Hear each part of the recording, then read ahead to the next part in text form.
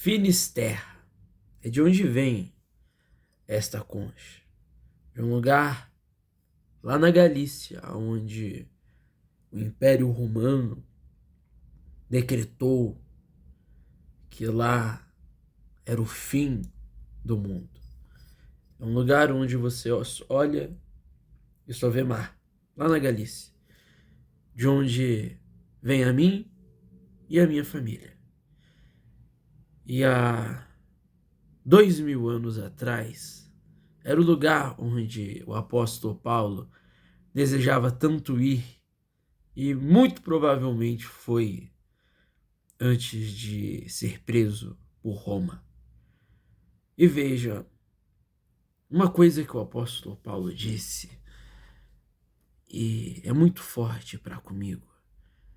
Ele disse que, mesmo se soubesse falar a língua dos anjos, ou tivesse uma fé tal que mandasse esse monte se mover daqui para lá, ou pudesse fazer tudo, ou soubesse tudo, ou tivesse tudo, nada valeria se ele não tivesse amor. Então, eu trouxe isso comigo. No passado, eu tive muito do que você pode querer, mas não tinha amor. Então, eu recebi o amor. Decidi viver por esse amor que eu encontrei. Mas, ao me posicionar, ao viver por esse amor, então eu tive que ser odiado por todos. Como viver pelo amor sendo odiado? Como expressar o amor nas atitudes, no perdão, quando aquele ao qual nós devemos amar erra conosco?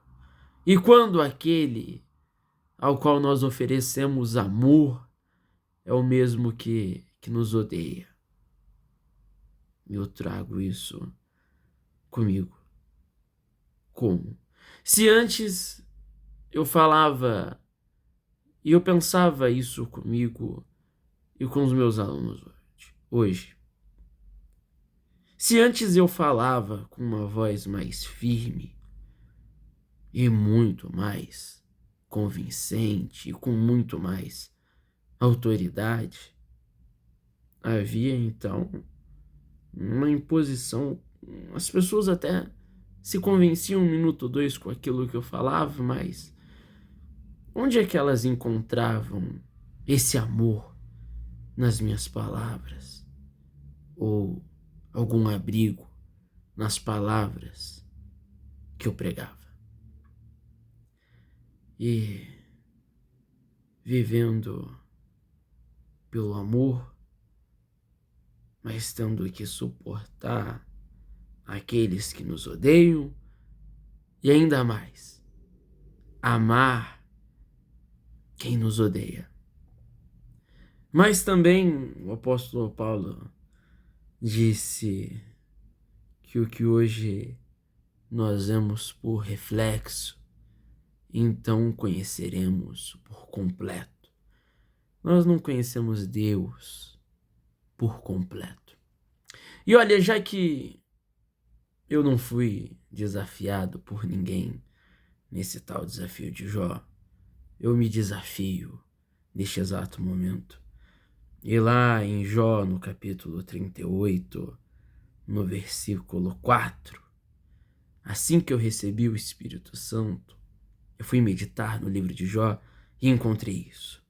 Onde estavas tu quando eu fundava a terra?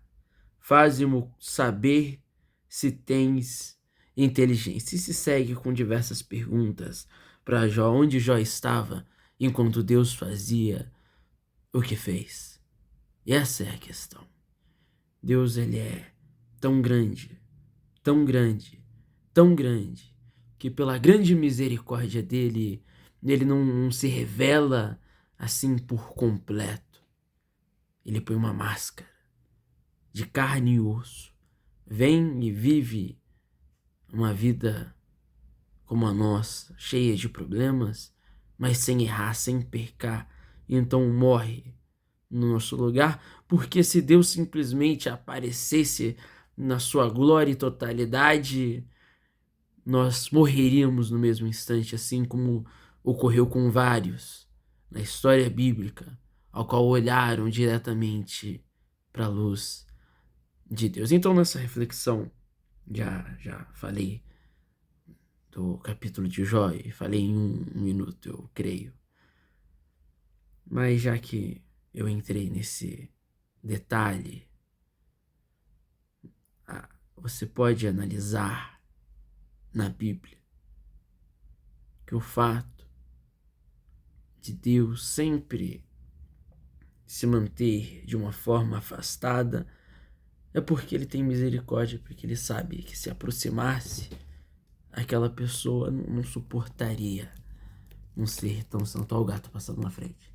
Passou. Mas então tem um jeito. Esse jeito é quando o Espírito Santo vem. Olha, vai passar de novo. Vai passar de novo. Tá meio feio, tá? Eu tô ocupado agora, tá bom? Até depois, tchau.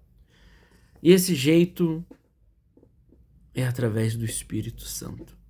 Quando o Espírito Santo vem e habita dentro de nós. Então veja, tão próximo como dezembro está de janeiro, mas tão longe quanto janeiro está de dezembro. E por mais que o tempo seja grande, longo, demorado ou rápido, Deus não está longe. Não está.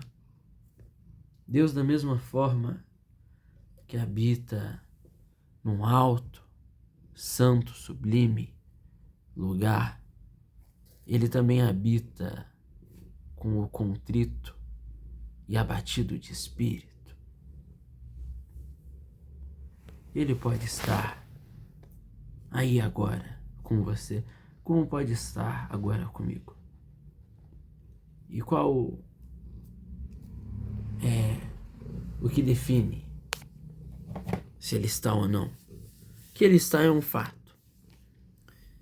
Mas a sua humildade, a sua sinceridade e a sua fé fazem com que isso venha se tornar verdade.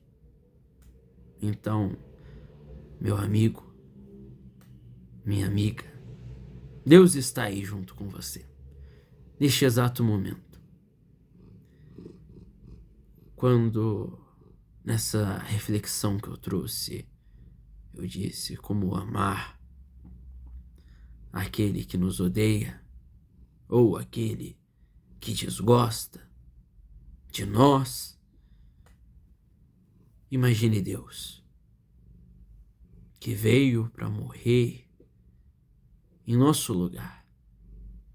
E muitas vezes, na vida de todos, de alguns mais, de outros menos, ele já foi desprezado e até mesmo odiado por nós. Então Deus muito bem sabe o sentimento de amar alguém que não se ama. Deus sabe muito bem como é amar e não ser amado. Muitas pessoas vivem com uma dor no coração de amar alguém que não o ama. Mas qual posição seria pior? A de amar e não ser correspondido? Ou de não haver amor para transmitir, para amar? Qual mais é infeliz? Aquele que ama sem ser amado, ou aquele que nem se pode amar. E quando nós recebemos esse amor de Deus, também partilhamos desse sentimento. Amar a quem não nos ama. E talvez, transmitindo um pouco desse amor, essa pessoa venha também receber o amor dentro dela e amar outra pessoa que não nos ama. Agora, Deus, o Espírito do amor, o Senhor Jesus, que nos orienta a amar uns aos outros como Ele nos amou. E sabe, verdadeiramente o amor, ele só pode ser verdadeiro, vivo, eficaz, quando se há a possibilidade de não se amar. Porque se eu amo alguém que eu não tenho escolha de não amar, o meu amor não é verdadeiro, ele é obrigado. Agora, se existe a possibilidade que eu venha existir sem amar, e mesmo havendo a possibilidade de viver uma vida sem amar aquilo que eu não amo, mas eu escolho amar essa mesma coisa que eu não sou obrigado, então o meu amor, ele é genuíno, ele é verdadeiro, porque só se há a possibilidade de haver algo verdadeiro quando se há a possibilidade de haver algo falso. Há a possibilidade de ser obediente somente quando há a possibilidade, então, de desobedecer.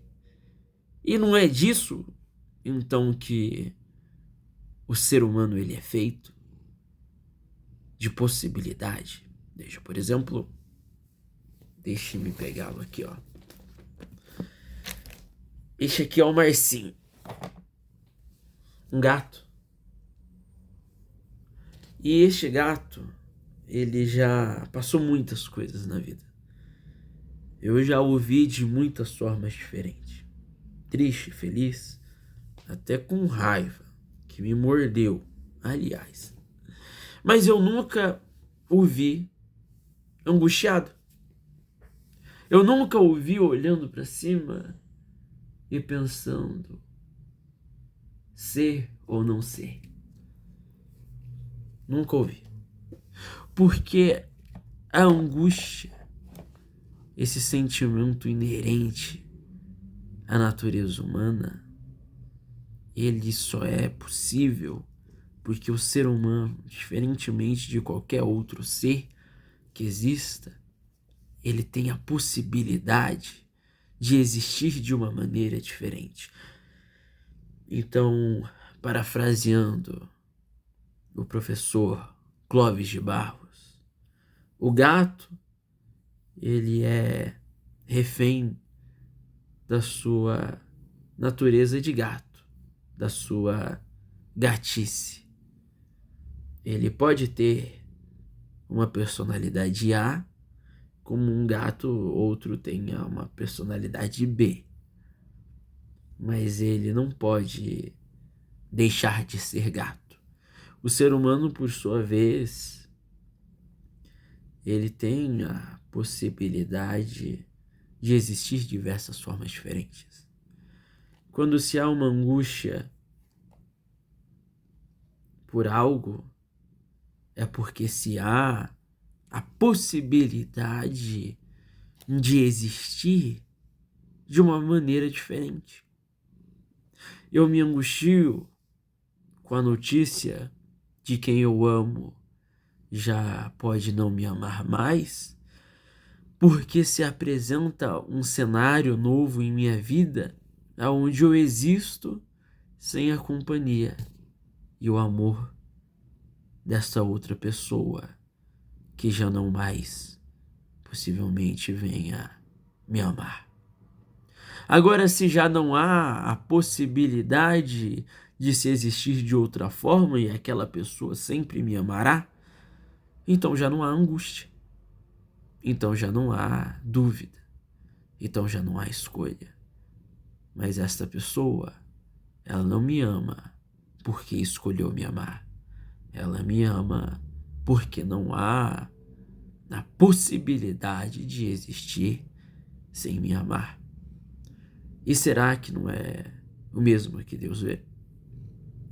Quando Deus põe no jardim do Éden a árvore da vida e a árvore do conhecimento do bem e do mal, se há possibilidade de obedecer e por enquanto não conhecer a árvore do bem e do mal e comer da árvore da vida, e se há a possibilidade também de se desobedecer e comer e conhecer o bem e o mal e encarar as consequências. E se eu não desobedeço, a minha obediência ela é verdadeira, porque eu tenho a possibilidade de desobedecer.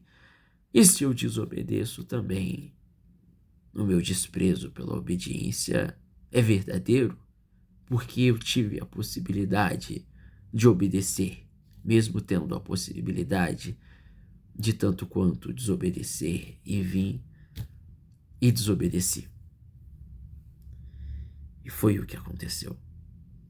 E até hoje nós temos a possibilidade de existir nessa vida amando a Deus ou sem amar a Deus. E quando é dito sobre amar a Deus, é dito sobre amar a Deus amando o próximo. E o amor, o que seria? Um mero sentimento, uma mera paixão que vem e depois vai, algo que ninguém escolhe. Algumas pessoas dizem que o coração não se escolhe, ele só se apaixona. Mas a paixão, por sua vez, seria amor mesmo? Eu acredito que não. Eu acredito que a paixão pode vir a ser um amor se houver o amor verdadeiro. E o amor verdadeiro nada tem a ver com o que as pessoas espalham por esse mundo. O amor verdadeiro, ele se apresenta na qualidade de escolha, de uma decisão racional. Você raciocina que você vai amar.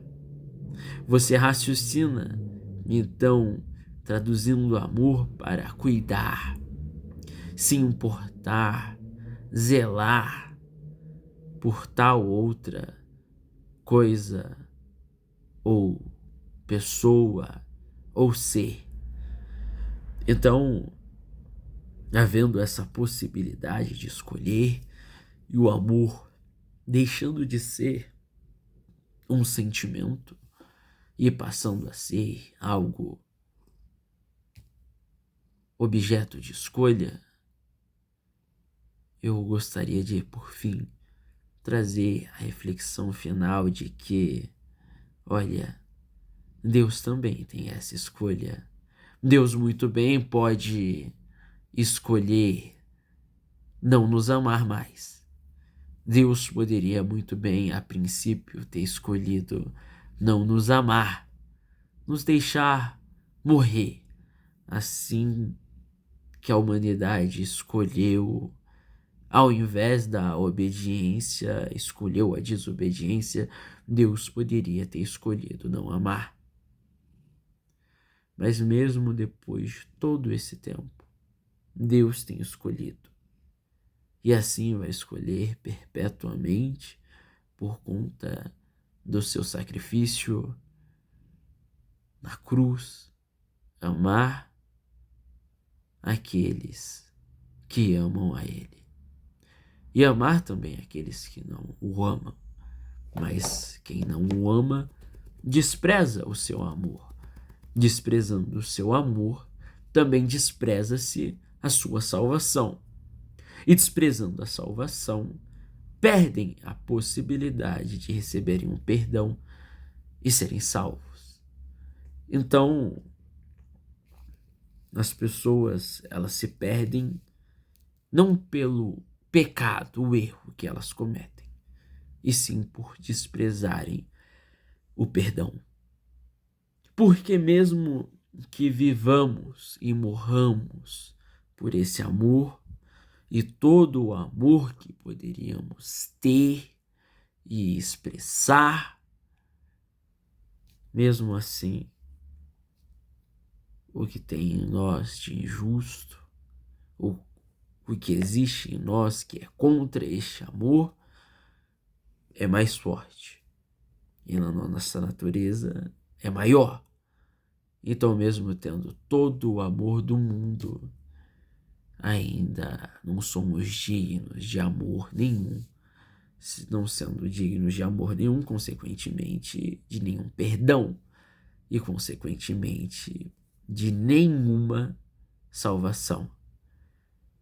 Tendo assim, temos que ser salvos pela grande misericórdia e pelo grande amor de Deus, não o nosso próprio amor. Porque sendo o nosso próprio amor limitado àquilo que temos, o amor de Deus não é limitado, porque nada na sua própria natureza é limitada. E algumas pessoas pensam, olha, Jesus, a cruz, a salvação, o Espírito Santo, o Evangelho, tudo isso é um plano B de Deus.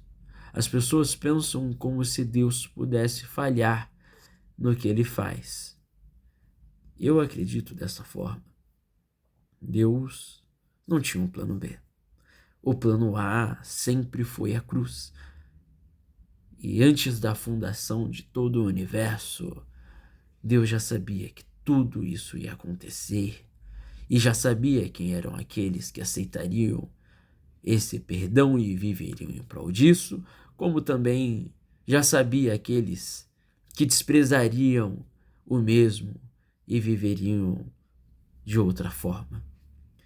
Sabendo já disso, eu acredito que Deus permitiu, por mais que haja uma diferença muito grande entre Deus querer que seja dessa forma e ele permitir que seja dessa outra forma.